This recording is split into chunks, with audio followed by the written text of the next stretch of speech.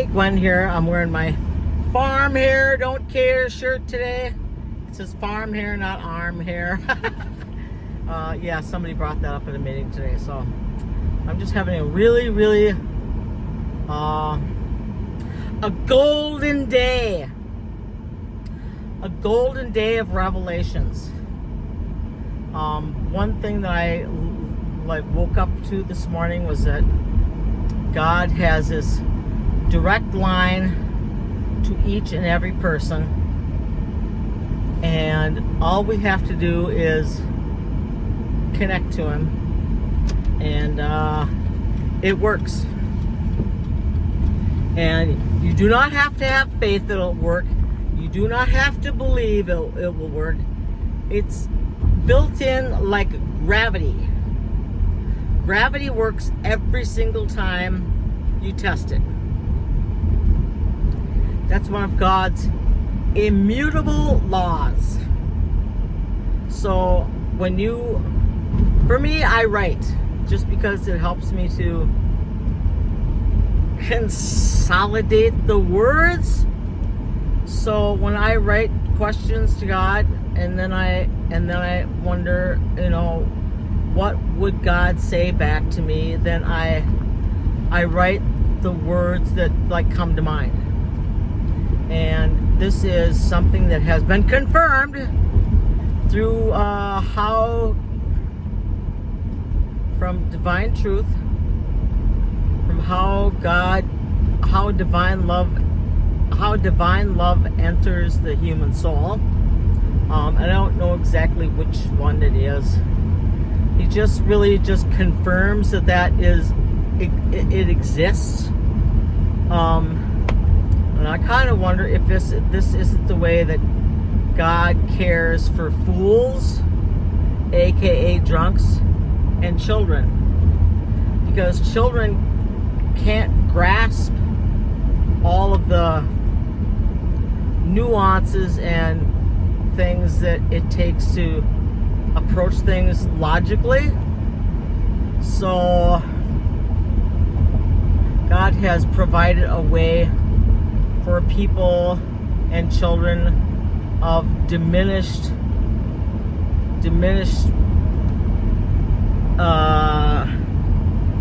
brain capacity. Is that what I want to say? I struggle with finding the words to say too. So I have a diminished brain capacity there that I think God has actually blessed me with, so that I could learn of this pathway existing. So I could actually go home and ask my dad to talk to God, and God would be talking back to him. It doesn't matter if he believes it or not, but it will work every time, just like gravity works every time. So I'm just really thrilled about this, and I can't wait to be telling people about it. And maybe I'll make up some business cards for Divine Truth and give out cards with all the apples. That's kind of where my thought process is going now, which I am not coming up with these ideas. These ideas are like being given to me. They are served to me to share. That was kind of a neat thing there. So what else?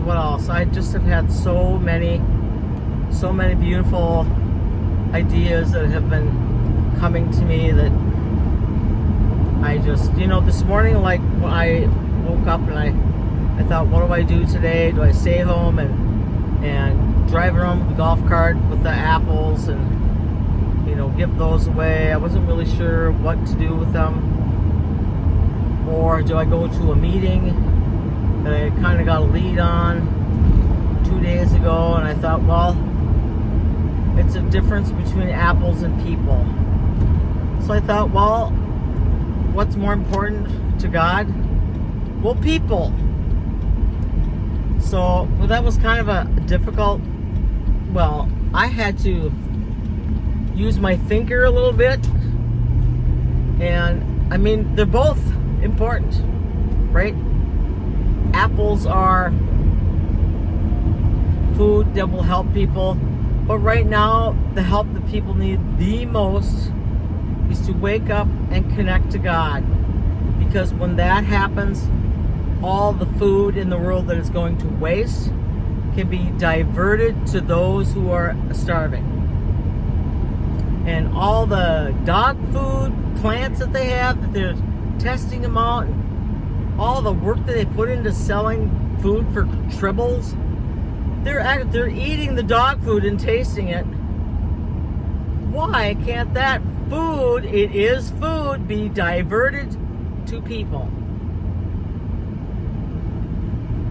And I think once people get the idea and the realization that they are choosing to fatten their tribbles instead of feeding their brothers and sisters, that they will feel humility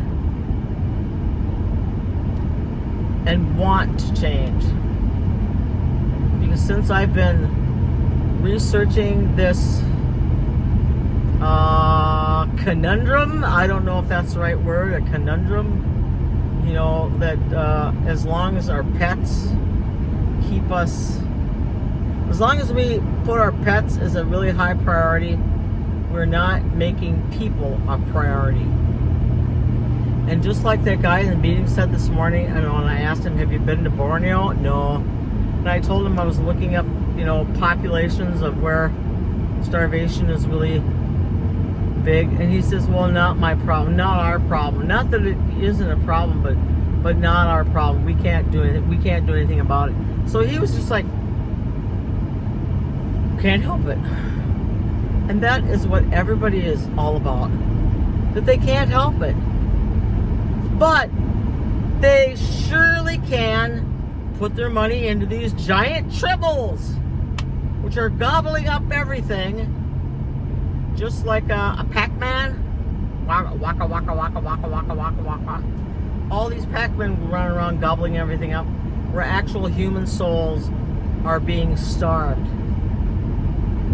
And it's just, it is the saddest thing I have ever seen. To see some of these, you know, people, not just the children, but the adults too, all starving.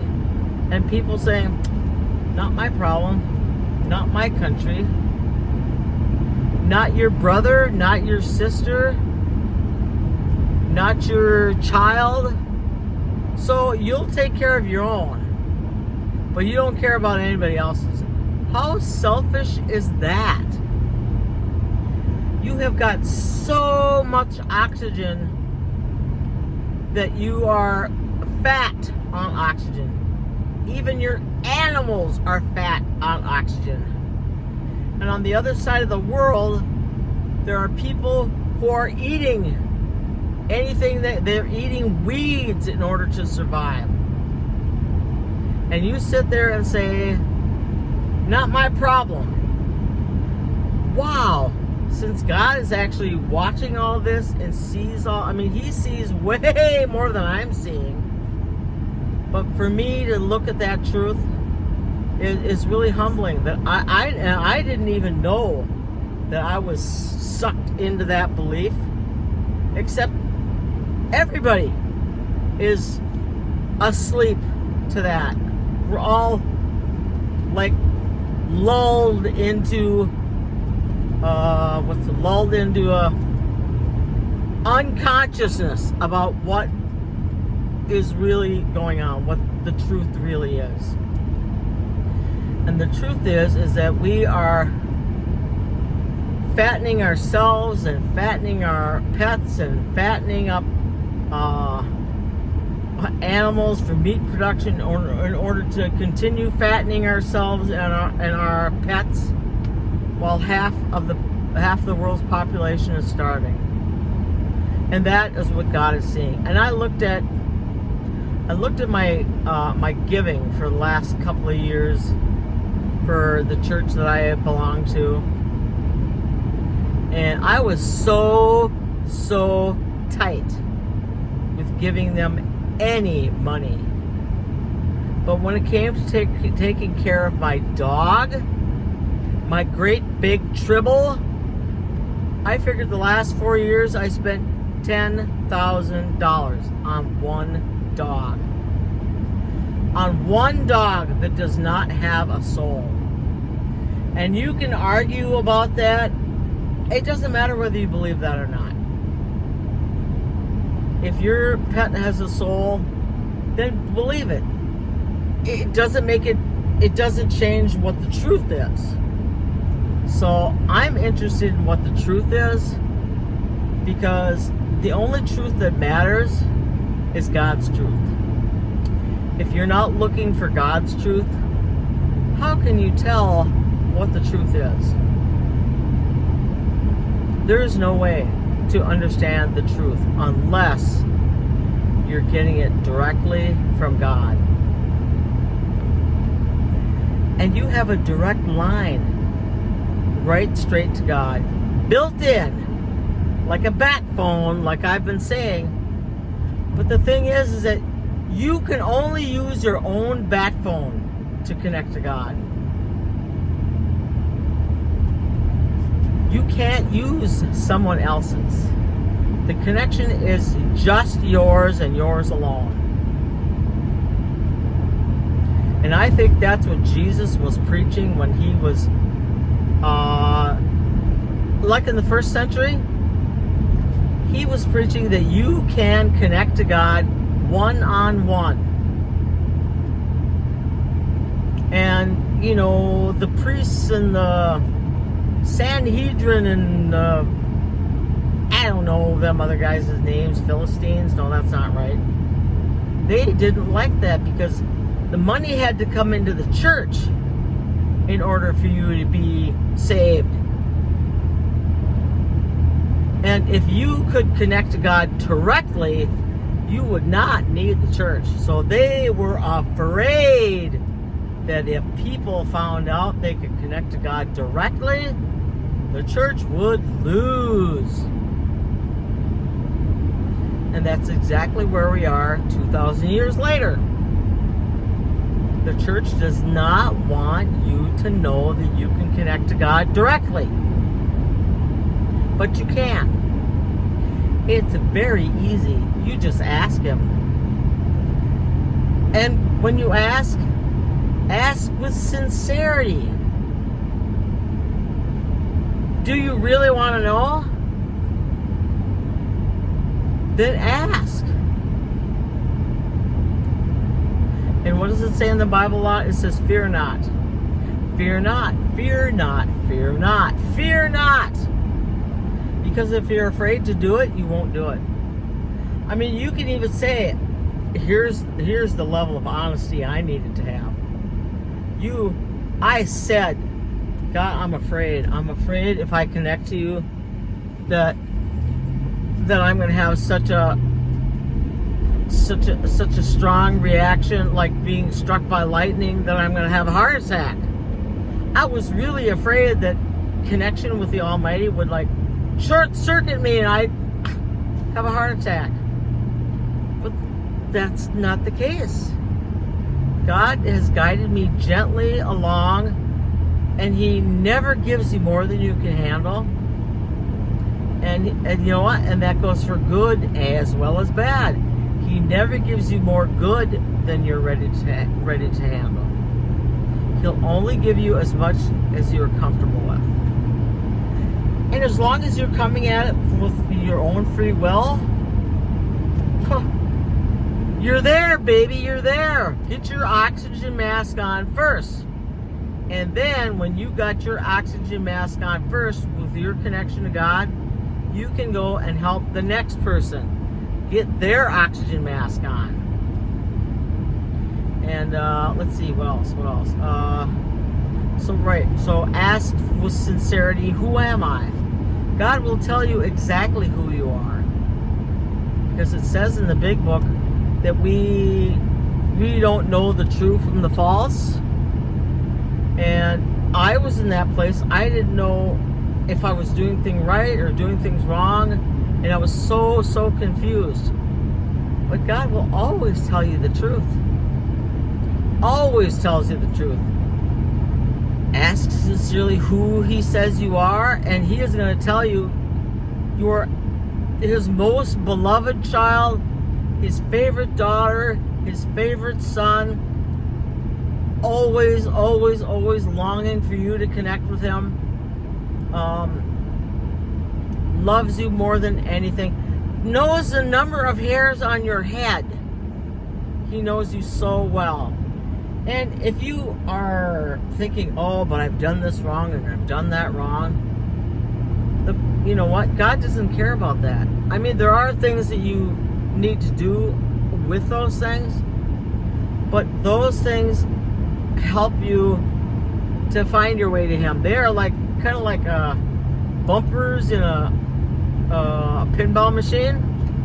So you whammed into that wall, or you got knocked over into that wall. He knows everything. You can't hide anything from him. Get this. You don't have to hide anything from him. You don't have to. You tell him everything. He already knows it. He already knows it, and he accepts you 100% anyway. So that's pretty great. And I think there's so much more that God has planned that I'm still like working through things that I've been asking him about and how to explain it. And it's I can't really explain things very well by talking. I do much better with finding pictures that convey what I'm feeling, because you don't really know the truth until you feel the truth. And when you feel that you're connected to God, you will feel it. You'll feel an overwhelming sense of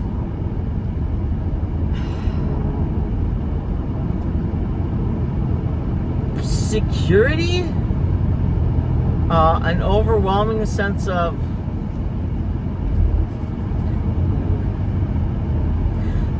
like you're a baby that has not a care in the world. You don't have anything to worry about, just content and no fears and no anxieties, nothing. Just content and happy. You'll feel that wash over you and like hold you. And the feeling is, I mean, when you feel it, you'll feel overwhelmed. I was overwhelmed to tears.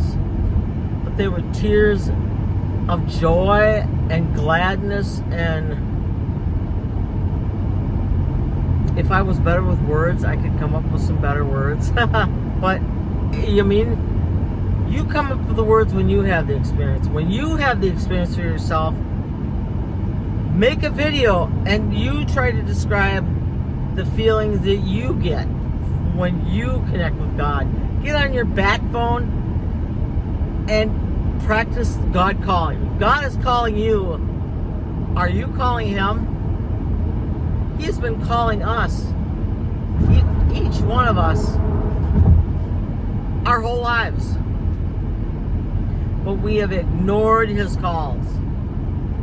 So why don't you try something new that'll change your life for the better? Get your own oxygen mask on and you call God and get connected. You will never ever regret it. Never ever. What else can I say? I'm sure there's more, but I'll have to pick up next time with more.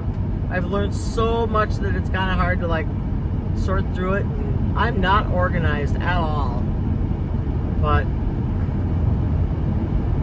I think this is just who made God. God made me to be this way, so I'm okay with it. And if anybody doesn't like it, too bad. Too bad. Okay, talk to you later. Bye.